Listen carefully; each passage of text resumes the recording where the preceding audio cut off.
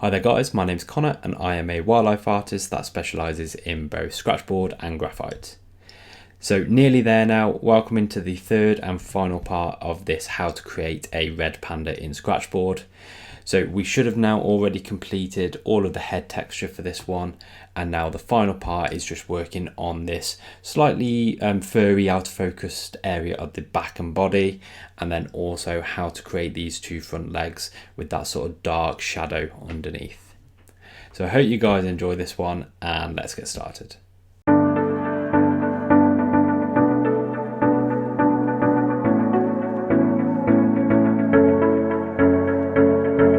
Right then guys, welcome back into this final part. So like I said, in this final section, we're going to just look at completing the body of this red panda. Now, luckily there's not a great amount of detail. The only real big bit of detail we've got is sort of over the back, sort of main body. But on the arms, there isn't an awful lot going on. So we're just mainly going to be looking at putting in some details just to sort of help define where these arms are going to be and these legs are going to be. So the first part you can see just sort of comes down here and then just across a little bit. So for most of this we're just going to be using our tattoo needles once again. So this is the 5M1 tattoo needle. Now this is going to be really good for this section because it gives a bit of a softer looking fur. And it's really good for just those ones or those areas that you just want to be catching the light and just giving that soft look. We're not going to want to go too heavy in these areas. We want the main focus of this one really to be his sort of face as well. So we're just making a start by outlining the very edge. Now this is going to end up being the brighter part of this leg. So you can see that just in front it just sort of comes around a little bit. Now when I was doing my line art for this one, this area is quite dark. So one of the tricks that I normally use for these sorts of areas, I don't like there to be too much black because it's going to end up looking like the head's sort of just floating there. So what I do is I normally, when I load up my reference photo, I also really boost up the shadows and make the shadows brighter. And that way I can see a lot more of the detail in those shadows. So I'm actually able to see a few more different structures. And then I can make the decision on whether I want to include those or whether I don't want to include that in the final photo, in the final artwork. So there will be, when you look at the reference photo, like I said, these areas are quite dark. So there will be areas that I've added in some extra detail just to sort of give a bit more of a pleasing final image. Now again, quite a tricky part of this is having the fur look like it's emerging from this shadow. And not having such a stark, harsh line. So that's something that we're just going to have to work up towards. And generally, by keeping these fur strokes really, really delicate and really, really light, we can slowly build up and hopefully get that more gentle transition.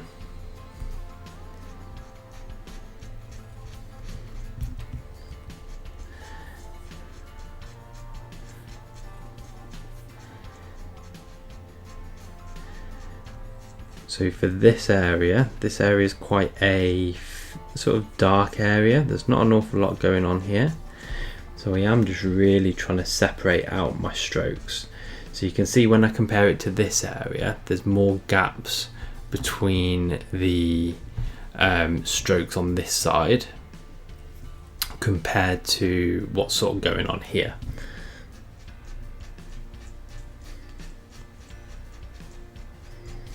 So here I've sort of coupled them together a little bit more in clusters, and as I come out into this area I'm spreading them out a little bit more, and that's just going to help create this sort of soft transition into this darker area.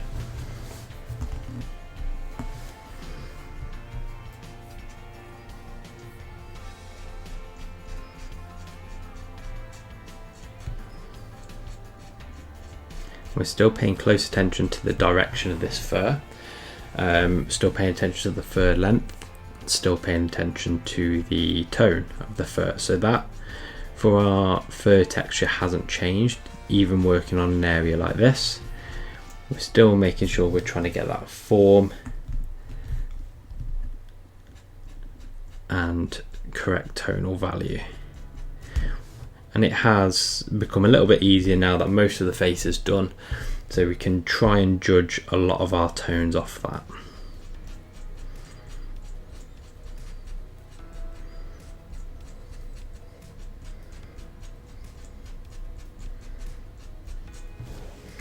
And if you want to, you can also swap over to your 1 RL tattoo needle if you just want a couple of single fur strands, or you do want to go particularly lighter.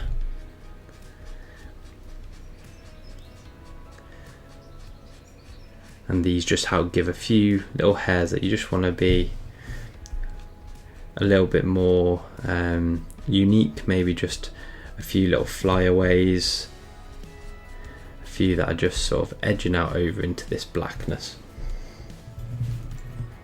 Now another area that we're going to need to be careful of is on the reference photo. The background for this guy is quite light, so it really makes this black leg stand out. So we can see on the reference photo we've got a clear definition of where it separates this front leg from sort of this back leg.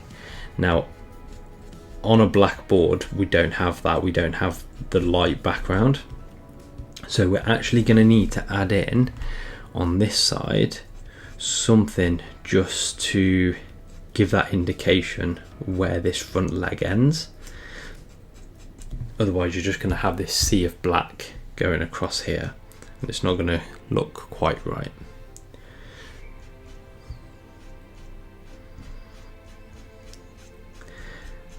Now this is black fur, so like I said, we don't want it to be as light as what we've got the other fur, but we need it to be light enough so that you can make out what's going on.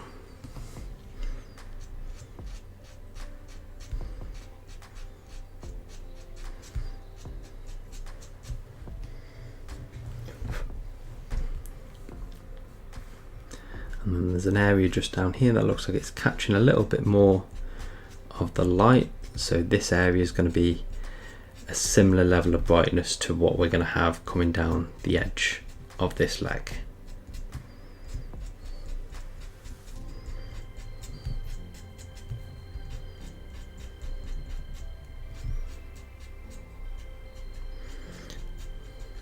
So I've put a few little marks in over here. I don't know if it's kind of being picked up on camera, so I'm not going to adjust that too much because I want to see what happens as I start brightening up this edge, and then I'll work off that level of brightness and see if that means that I need to lighten up that side. So I won't be able to tell just yet, and I might even have to wait till I've got some of the other sections of this fur in before I can make that determination.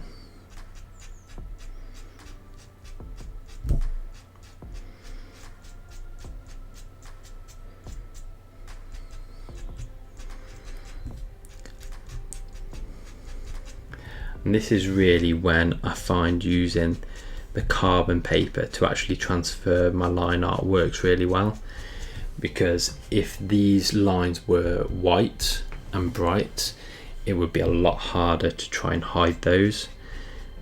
It's actually quite easy when your lines are already black.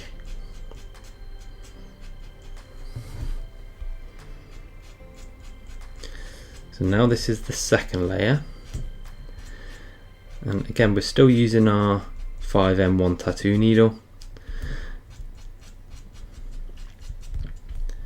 because we want to keep this fur soft, but I want that slightly rimmed light, slight backlighting, sorry, coming, catching the edge of this fur.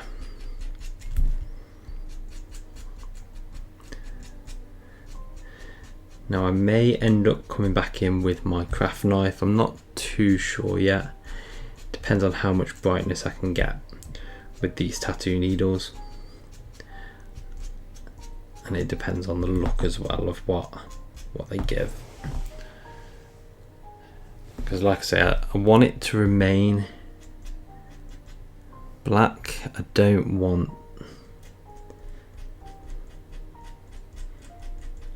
it to look like the leg's white. There's a very fine balance between putting too much in and not quite enough.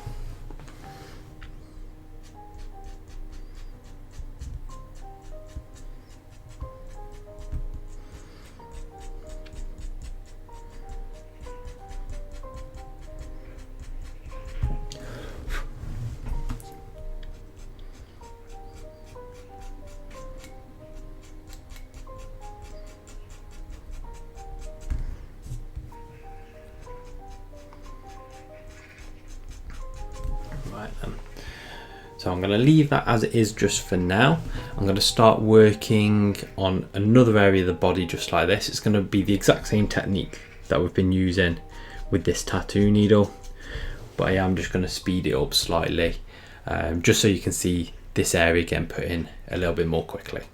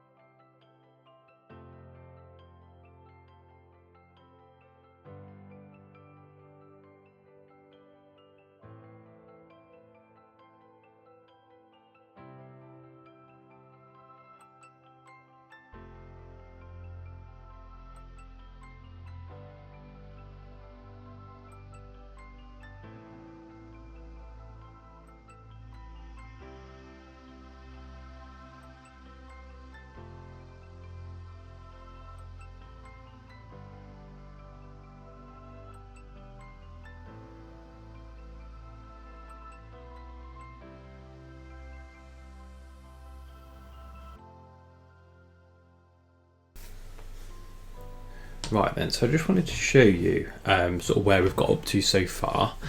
So now a lot of the, no, I say most, not really most, but a lot of the underlayer of this area I've now put in.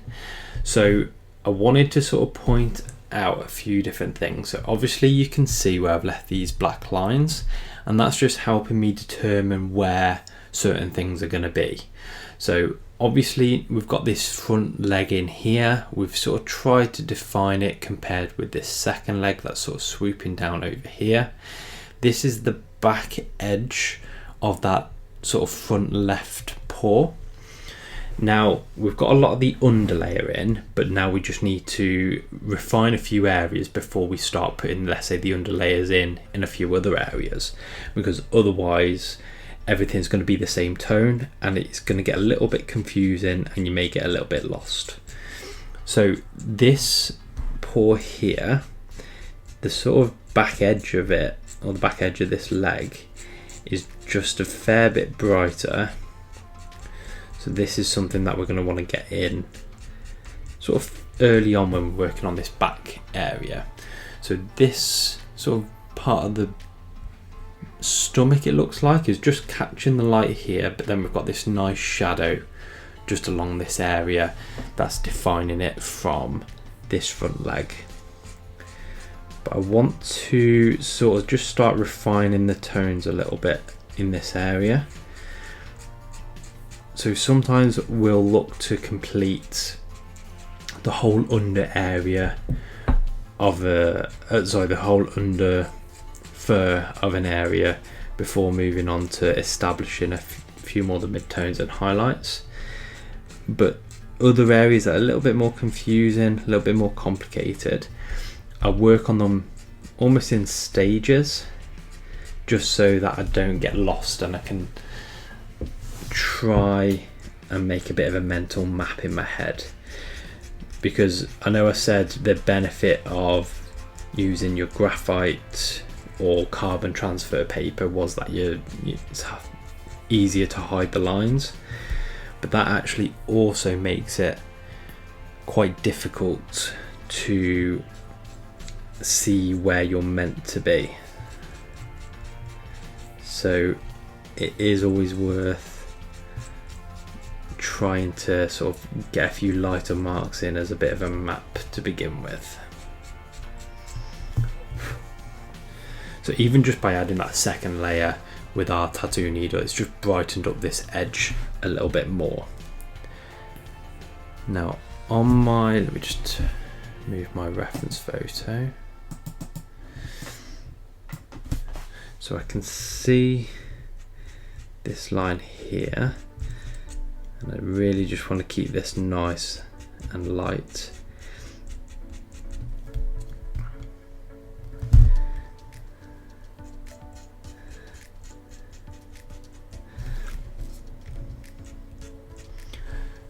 So I've got a few marks just there, so I'm just going to add those in.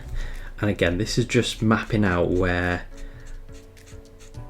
the fur is going to start becoming a bit more prominent, because we need to merge it into this area up here.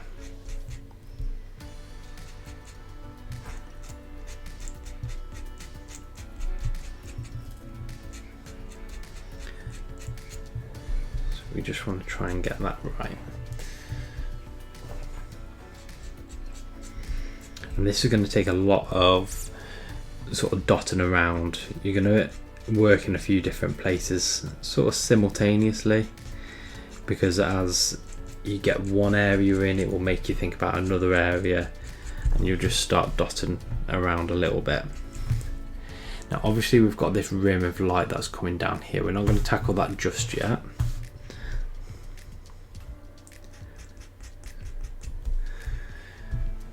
But also just trying to work out whereabouts this fur comes here.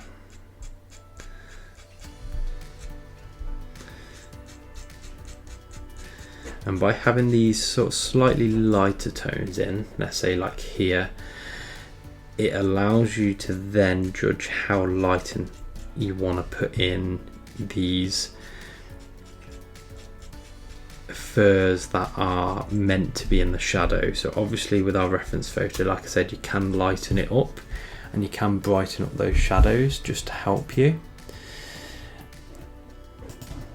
So let's so I've got my reference photo to the side of me. I'm just going to boost these shadows a little bit more.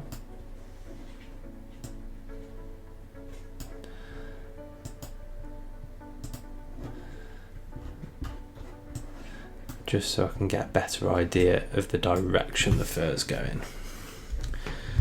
So it comes down almost parallel to the bottom half of this cheek. And what I might do, I might just experiment using my 1R tattoo needle, because like I say, I don't want a lot of detail, but this is good just for adding in one or two little strands. So this might just be enough. If it's not, I'll go over it with my tattoo needle, with my 5M1 tattoo needle.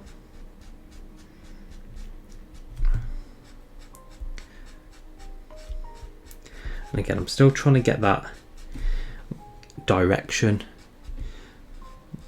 The fur is under here is quite wavy in places,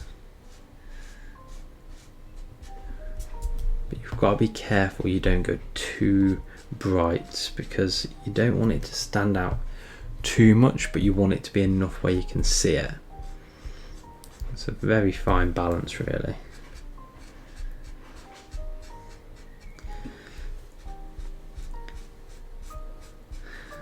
And sometimes what you'll see me do is I'll just run my finger over it, and there's sometimes just a little bit of excess dust on the board, and what that'll do is just help push that dust back into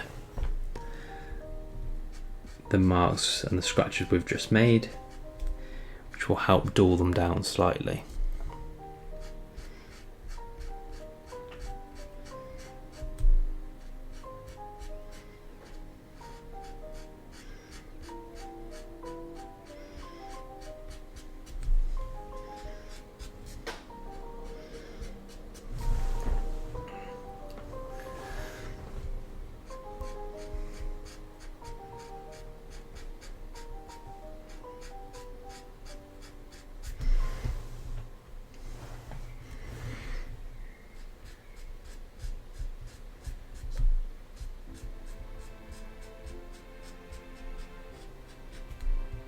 And you can see I'm holding this tattoo needle quite far back, and that again is just helping me with my pressure.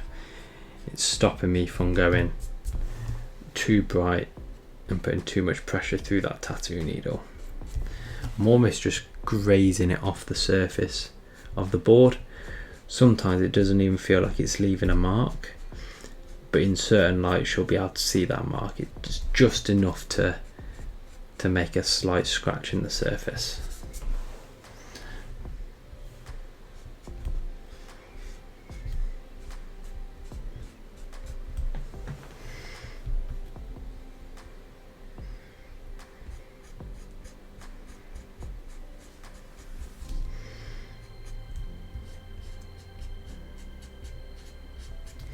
And you don't need fur absolutely everywhere, because these shadows, like I say, they do add something. So let's say for example the gaps that we've got, you don't have to add something into every single area.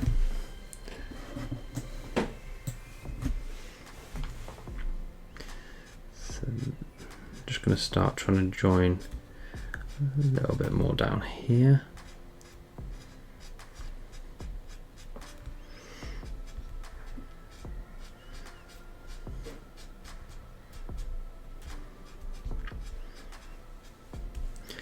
And these ones that we're putting into these sorts of shadows here, these are just those one or two individual hairs that are just about catching the light. Not very bright, but just about there.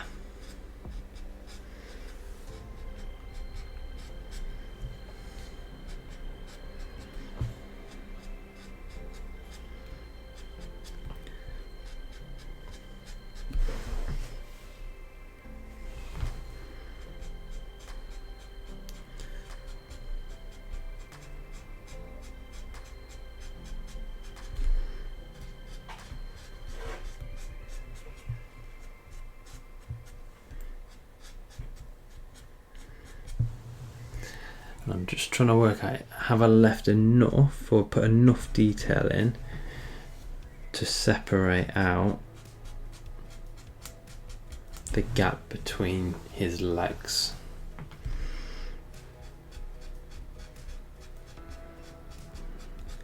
Like I say, that was always going to be the challenge with this piece, or with any piece that's got a lot of black, like black fur on a black board.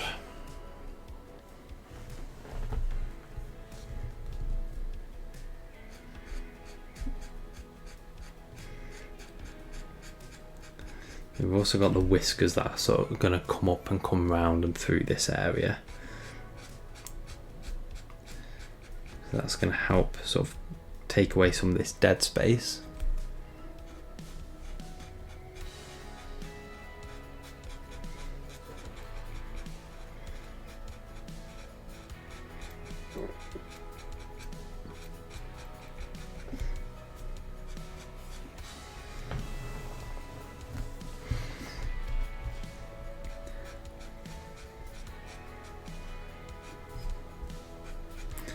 Still need to add some fur into this black area just up here. I'm getting a bit distracted now because I'm meant to be working on this body, so let's just get back to where we're meant to be, and we'll come back to that in a bit.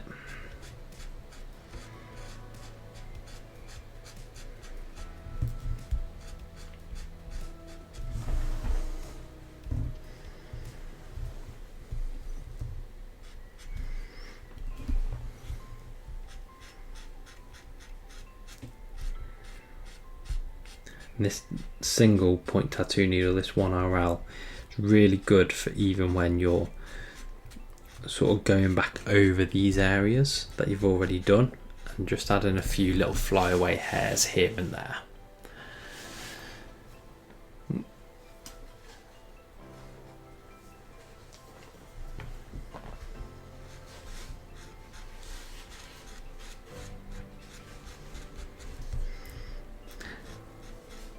And this is, even though it's a quicker area to do, we've, you know, got quite a lot of fur texture in a fairly short space of time, mainly because we're only doing a couple of layers.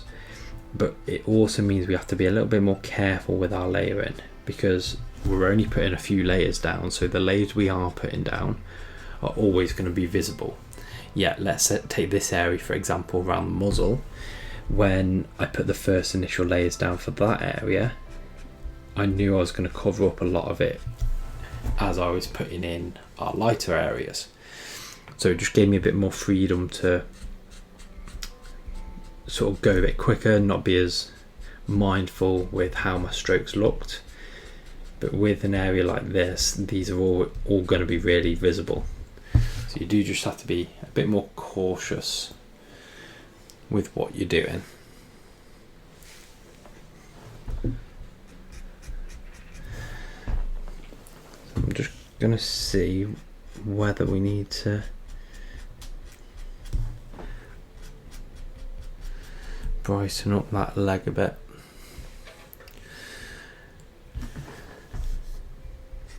So obviously all this needs to be joined up still, and we still need to work around the back edge of his sort of back and leg.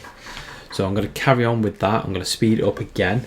I'm going to rotate my board again. There's going to be a lot of rotation unfortunately at this part of the picture, just because it's quite a complicated area and it's going to be a lot easier just to rotate my board like that. So I'm going to carry on. I'm going to start working down here, start building up the bright tones, and then I'll come back to you in a moment.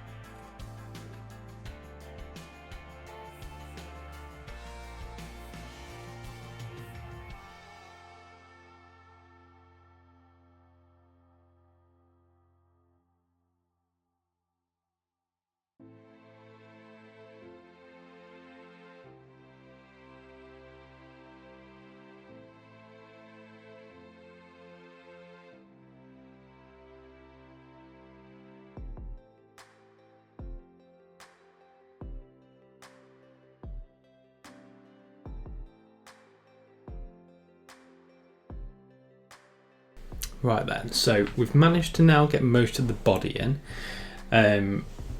Now that I've done the sort of back portion, I think I just want to lighten the edge of this ever so slightly, just to try and make the sort of edging of these paws and legs stand out. So just a little bit of extra pressure down that edge, and then also just underneath here, just because I want there to be a definite separation between these legs and the background.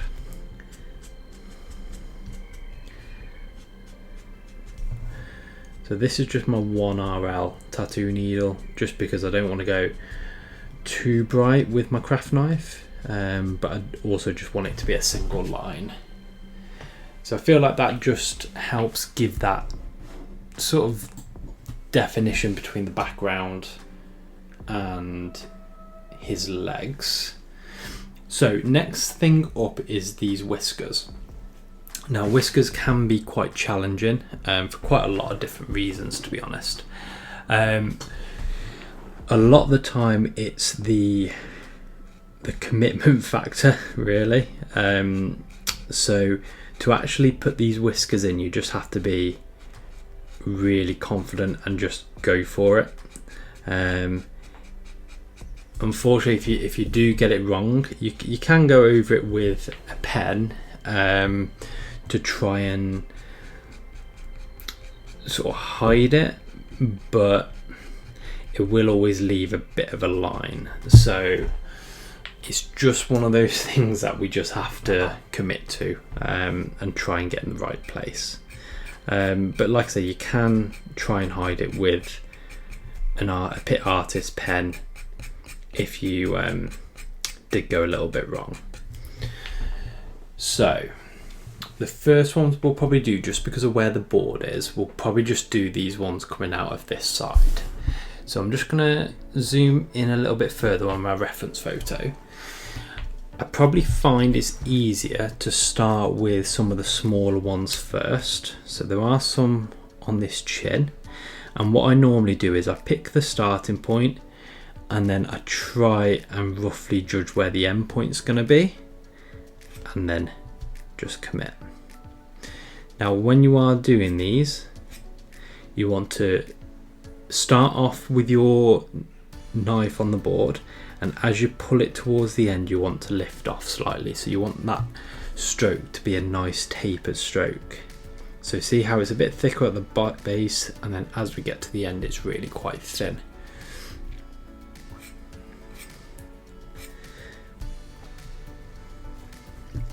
So I like to do the ones that are at sort of at the base or underneath first. And the thing is with whiskers, if he was facing slightly different way, these whiskers would be in a slightly different position as well. So don't worry too much. And we're just trying to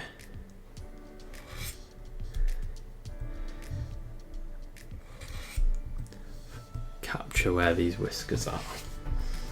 Just gonna make sure my board's secure. So this big one is coming out and down.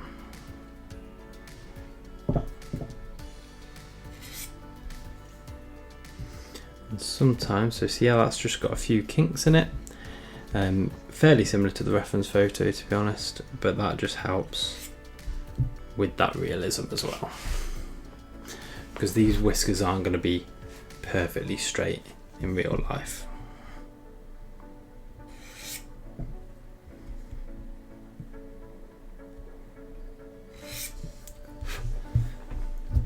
So you might want to rotate your board around if you are struggling.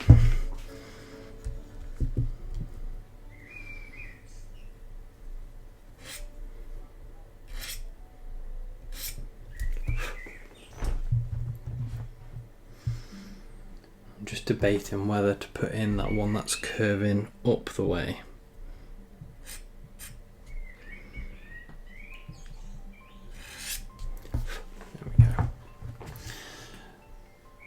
For these other ones, I am going to rotate my board around because, like I say, I want to be pulling towards me.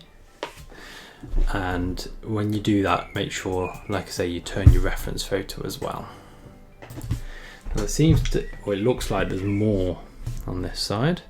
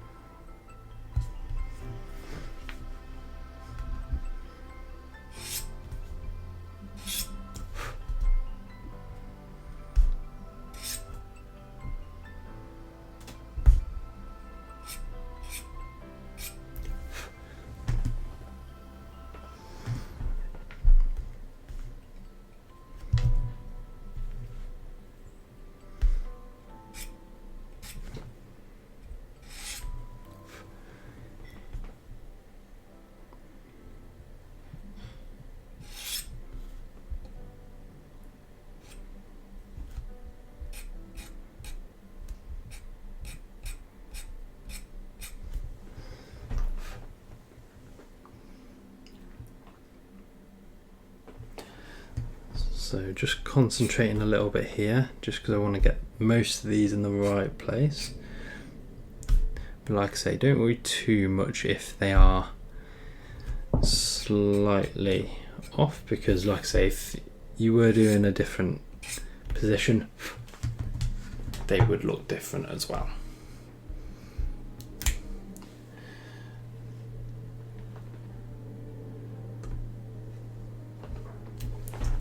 Okay, so you can see, because I've done, when you, so with, let's say this craft knife, when I've mentioned before that one side, when the blade's facing the board, gives me a lighter stroke, which are these underneath ones. And then when I turn it around and have the pointed or sharp part of the blade facing me, it gives me these thicker ones. And that sort of variation as well can be quite helpful for whiskers. And also see how they cross over. So you don't want them perfectly parallel, because that will, again, not, I mean, if it looks like that in the reference photo, you can, but I just find that normally whiskers will probably cross over. So I just want to make a few more very, very slight adjustments to a few different areas of brightness. And these sort of final touch-ups you can spend probably hours on if you really wanted to, because when you've got everything in, things will start to show a bit more and you'll want to adjust them, and then that will make something else look like it needs adjusting, and you can just get into this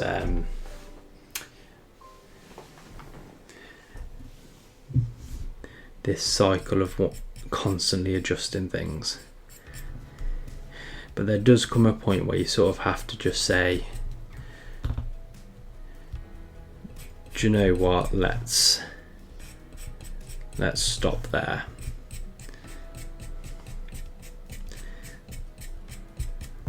And I normally sort of ask myself, is what I'm doing making it better, or is it making it worse, or is there an area that I don't like that I want to improve? Because like I say, it's your piece at the end of the day. So if you want to change something and you want to add something in, make something look a bit better, then it's your piece.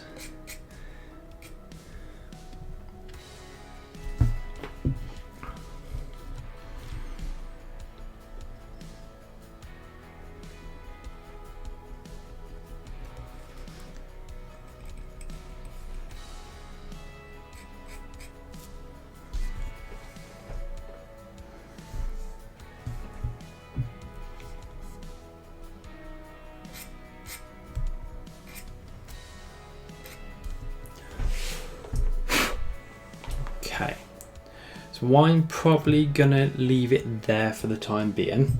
I will show you a finished photo at the end of this video, but I think for me I'm fairly happy with how things are. So that body, the sort of section of this body that we've completed in this video, probably took a similar amount of time to probably about half of the head, so it does go a little bit quicker, but you do have to be a little bit careful. It's another technique that you're going to be using, so it does just take a bit of work and a bit of finesse just to sort of work out where these slight shadows are. So I hope you guys have enjoyed following along with this one. I hope you've picked up some tips and tricks for how I would do something like this. Like I say, if you haven't already seen the first two parts, then go back and check those out. And don't forget to like, drop me a comment, subscribe. It does just help and lets me know that you want to be seeing more things like this. So I hope you guys have enjoyed it, and I'll see you again in the next one.